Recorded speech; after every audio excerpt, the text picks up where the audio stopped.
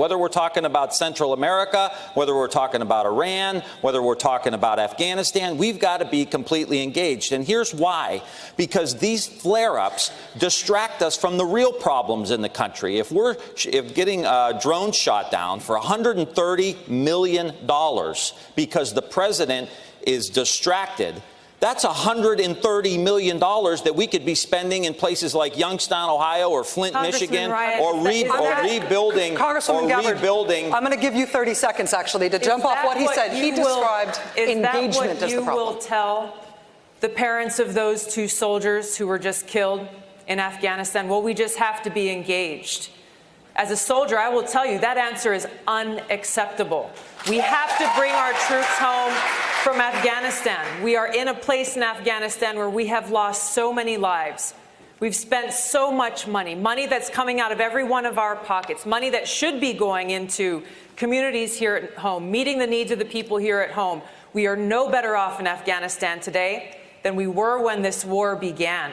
This is why it's so important to have a president and commander-in-chief who knows the cost of war and who's ready to do the job on day one. I am ready to do that job when I walk into the Oval Office. Thank you very much. Listen, I'm going to go down the line. I'm going to go down the line here.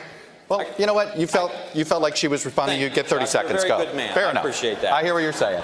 I would just say I don't want to be engaged. I wish we were spending all this money in places that I've represented that have been completely forgotten and we were rebuilding. But the reality of it is, if the United States isn't engaged, the Taliban will grow and they will have bigger, bolder terrorist acts. We have got to have some present there. The Taliban was there long before we came in. They'll be there long before we leave. Well, we cannot keep U.S. troops deployed to Afghanistan thinking that we're going to somehow squash this Taliban that has been there, that every other country that's tried has failed. I didn't say squash them. When we weren't in there, they started flying planes into our buildings. So I'm just saying right now, the Taliban didn't attack us on 9/11. Al-Qaeda did. Well, I understand. Al-Qaeda attacked us on 9/11. I understand. That's why I and so many other people joined the military to go after Al-Qaeda, not the Taliban. The Taliban was protecting those people who were plotting against us.